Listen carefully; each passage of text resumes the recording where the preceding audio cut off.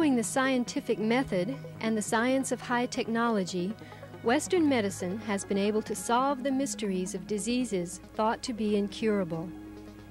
Yet other cultures still seek medical care from traditional healers whose knowledge of plants and herbs or acupuncture has been passed along for generations. Bringing together elements of both approaches to healing creates a new kind of medicine, merging the holistic and the specialty, the spiritual and the scientific.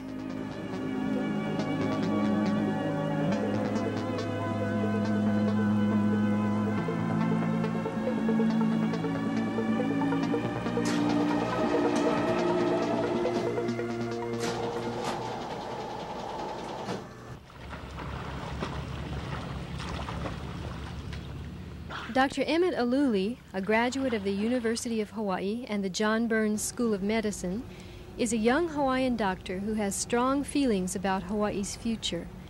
In his practice on the island of Molokai, he works closely with patients who use herbs to treat themselves and their families. Having had a hard time like the rest of the part Hawaiian medical students, I guess I shared a common ambition just to be able to bridge a trans or cross-cultural gap between Hawai'i medicine or Western medicine and the kind of medicine that you dreamt as practicing in rural communities and with other Hawaiians. It was seeing things Hawaiian in a sense that helped encourage Hawaiianness in individuals that brought me back here. It was like knowing that Molokai was very adamantly, strongly Hawaiian. That brought me to wish for the experience to interrelate with Hawaiians who felt good about themselves personally.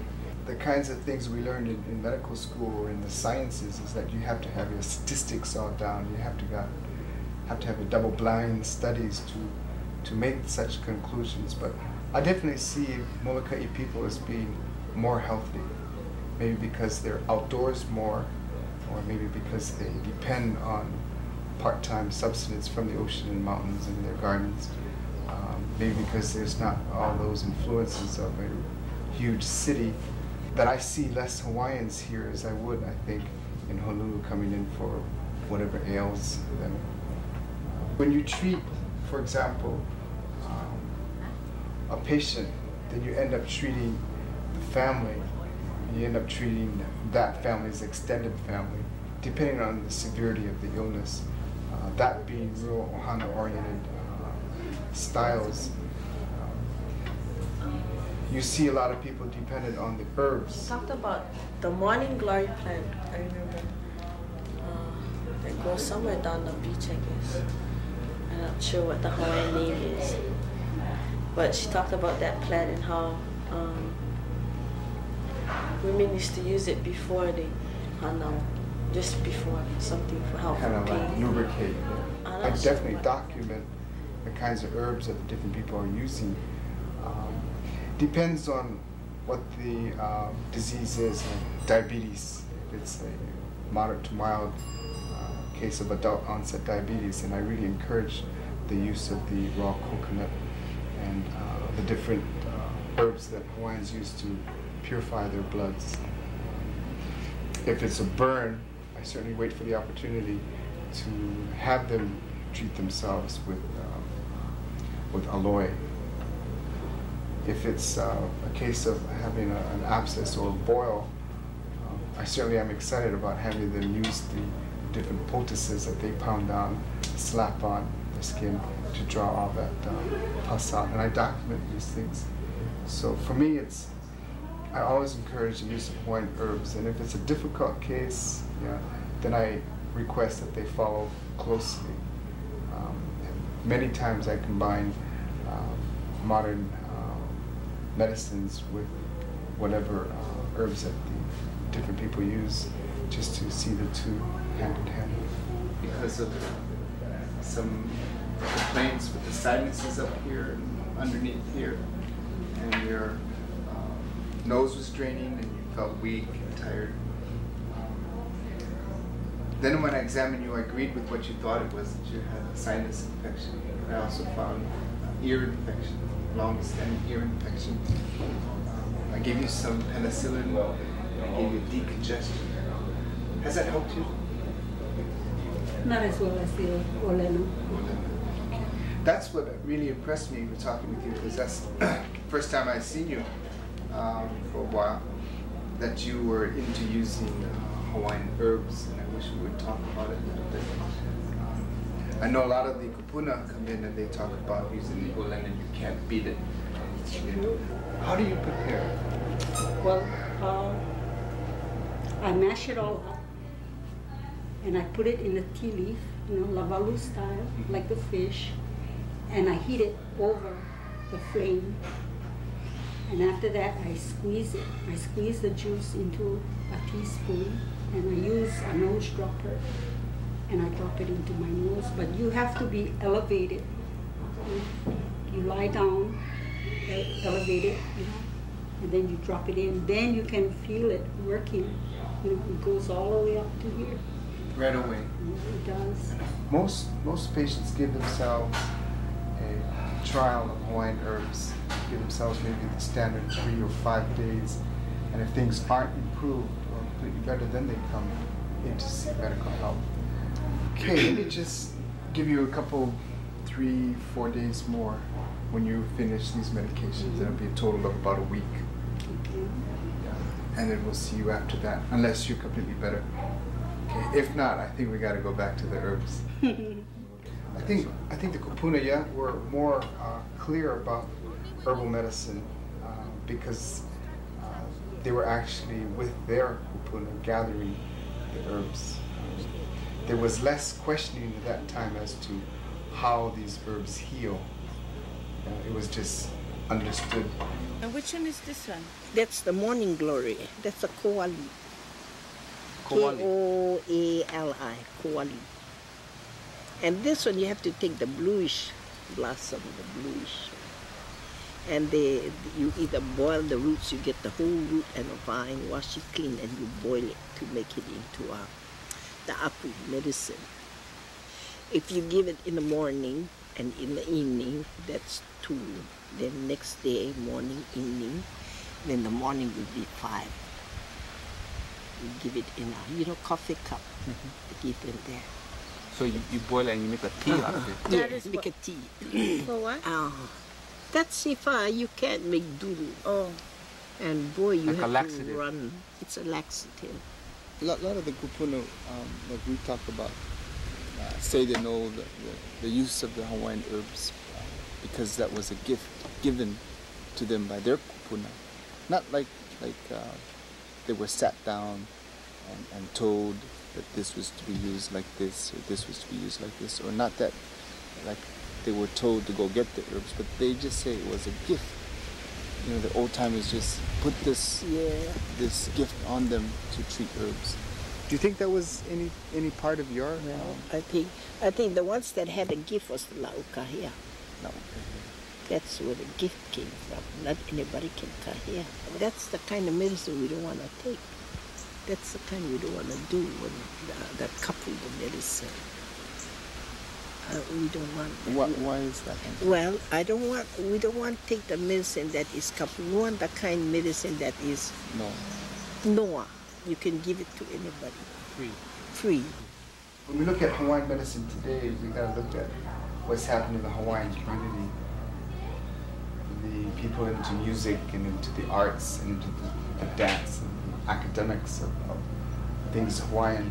Talk about a renaissance. People into the land and into the religion talk about a revitalization.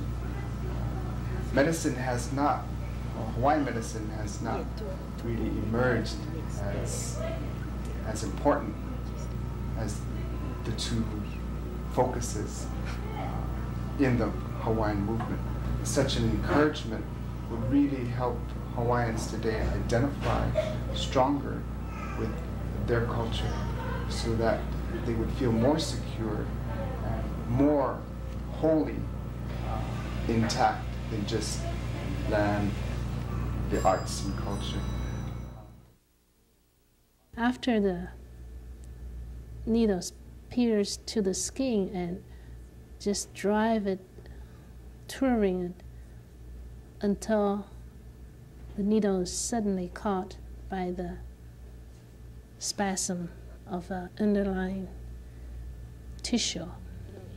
Dr. Juliet Tsue was trained in China and the United States and now combines acupuncture with her specialty of obstetrics and gynecology. My major area, I would say, is still pretty much the same as the conventional obstetrician and gynecologist, meaning the way of delivery and operations. However, in my office practice and in my way of dealing with pain relief, I think I'm beginning to use Eastern ways at the present time, limited to acupuncture practice. In old Chinese way, is gain the qi, gain the energy, and you can hear that she felt it too. It's like a tingling sensation go up and down. So that's where, in Chinese way, we say we gain the energy, the qi, and in a clinical way, meaning the needle is at the right level. And another one will be put in the opposite side, and this will connect to that machine where electric stimulation will be delivered.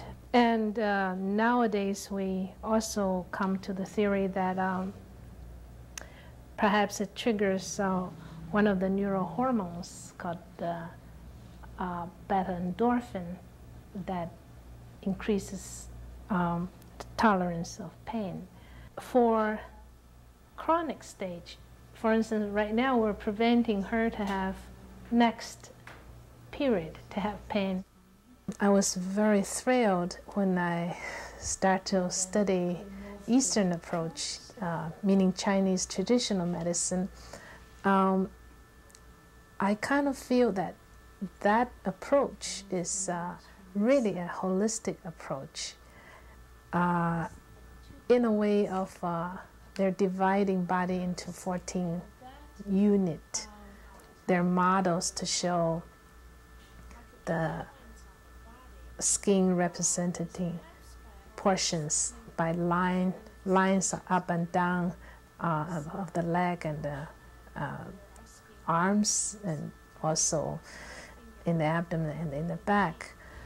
But to study it systematically, you find that each line links to an internal organ and also as representing a set of physiological function of the body.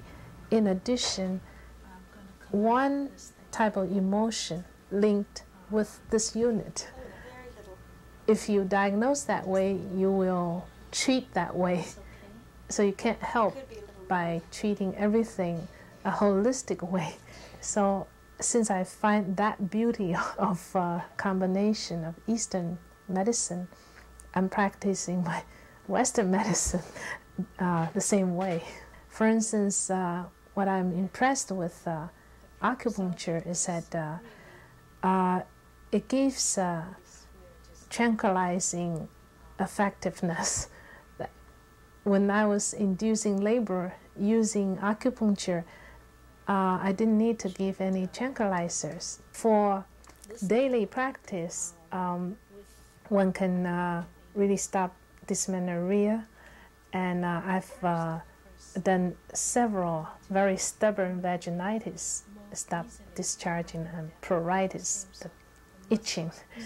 I was able to adjust menstrual period, perhaps regulating ovulation, so on and so forth, and then pain.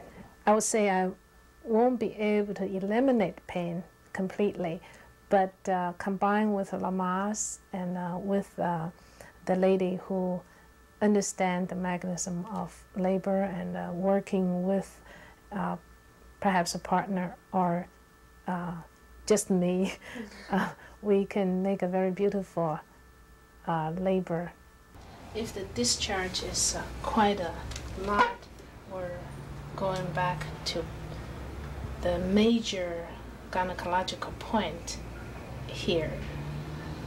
I'll put another needle here. In her case, I'll put the 3 needles there and 2 needles here because the itching is not so great. The most used point in female disease in gynecology is this point here. And when you stimulate this point, you can record contraction of the uterus or relaxation of the uterus if the uterus is already in a tetanic situation. So in some of my practice in birth control, if I insert a loop or IUD, the uterus contracts to try to expel the foreign body. So the client will have a pain like this. All I have to do is press these 2 points and you see immediately relief and immediately comfortable instead of you need to give any medication. And this is the same point that one can add these 2 to induce labor. And this, by anatomical Western explanation, now we found that uterus is controlled by autonomic nervous system, sympathetic and parasympathetic. And that particular segment which controls the uterus happens to have nerve distributes right along this line. And this line in Chinese medical books recorded this line is for female. In fact, in male, it's for the reproductive organ as well. So this, you know, the line is no longer a mysterious thing only belongs to Chinese. And in fact, acupuncture can be explained to that in certain extent that seem like it, the mechanism of action that I understand a little bit is really stimulating your own self-defense mechanism. The best part of it is that if you don't need it, your body just not responding. But if you need it, it channels to the where it's needed. The body has its own way of utilize the stimulation. I would think the Western doctor or scientist who are interested should look into all the facts and use their Western mind and knowledge to link the 2 together, to really make a scientific study. So only the 2 sides, if we all open our mind and try to get interested in each other's area and link together, then we may not only well utilize the 1,000 years of a treasure, but also may create something new. It's going to be like a new medicine, more holistic, yet less expensive. Dr. Robert Olt was an emergency room physician for 10 years at a major Honolulu hospital. Now he practices orthomolecular medicine in the great outdoors at Kapiolani Park. I've been greatly impressed with the work of Linus Pauling, and he has coined the term orthomolecular medicine. Basically what it means is providing a more optimal internal environment. Most of your walking is down here in the park? Most of my walking is done here in the park. I like it better. I get the fresh air and the sun.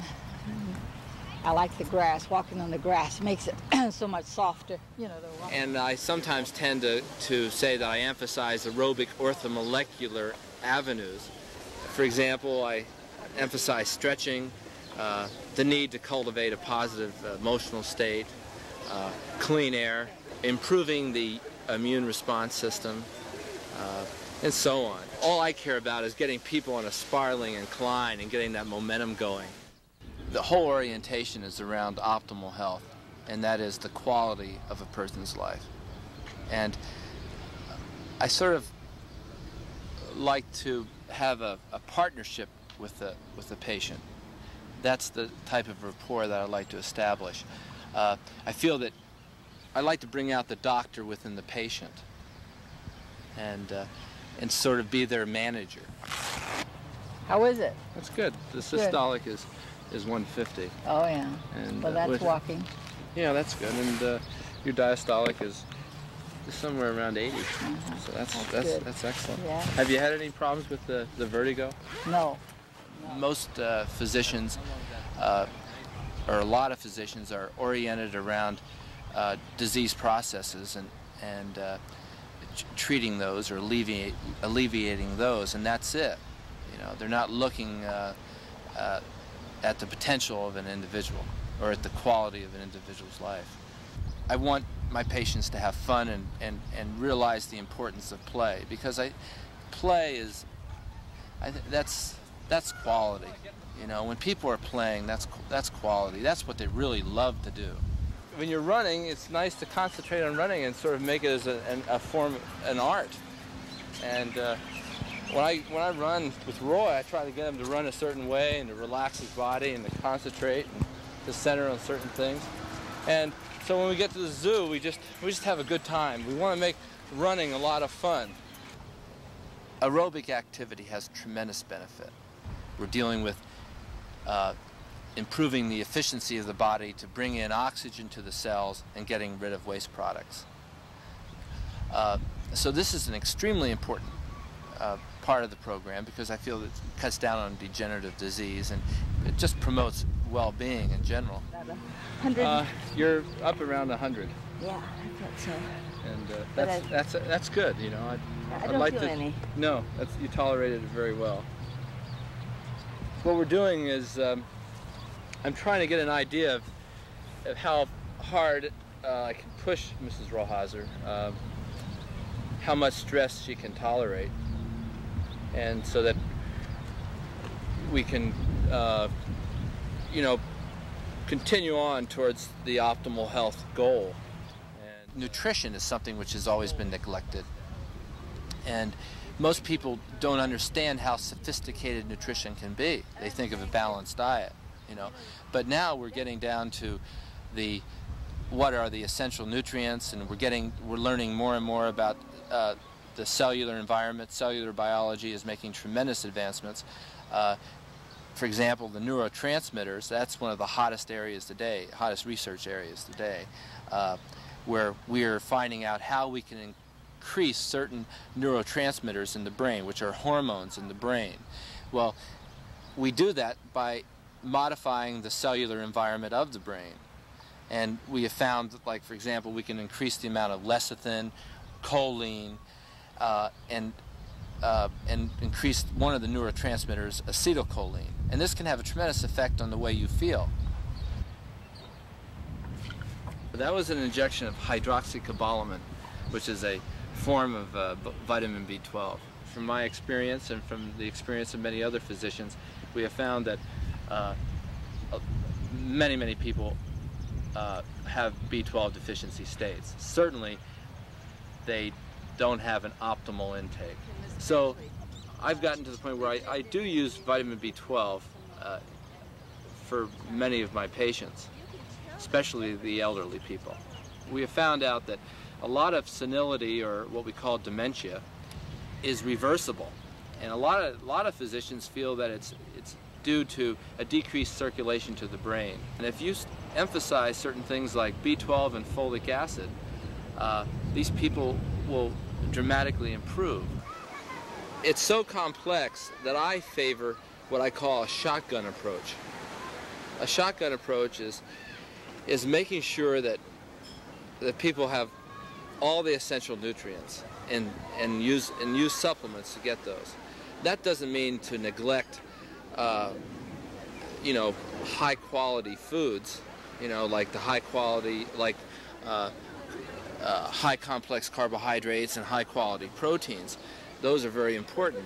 But I'm just saying that it's, when we're oriented around optimal health, the supplements can play a tremendous role. We're finding out now that the saturation of the cells throughout the body is extremely important. Saturation with various vitamins and certainly increasing the level of minerals in the cells. It's really important that you still be conservative, you know, and not push it too hard. I know you're anxious, but you can't risk injury at this, yeah, I know. At this point. Just nice and controlled. Do you feel any pain at all? No. Being an emergency physician for 10 years and seeing the whole spectrum of medicine, from all the degenerative disease, the heart disease, the heart attacks, the drug abuse, the suicides, the schizophrenics, the asthmatics, whatever, you know. And seeing that and appreciating that, growing to appreciate that, and being able to analyze those charts and see where people got involved with these spiraling declines and what was needed to reverse that. And really what it deals with, you have to deal with fundamentals, you know, get right down to the fundamentals of exercise and having fun and good sound nutrition, and that's what was needed. But instead, more of the pharmaceutical avenues were used. Let's orient technology advancement around optimal health instead of just letting it snowball and not have any control at all, and be oriented more or less around making money. That's the problem. Like so many of the advancements in the medicine that are associated with technology, very expensive techniques and procedures. We want to develop self-responsibility. We want to develop the optimal health orientation. I predict that if we do that, we'll cut down tremendously on medical care costs.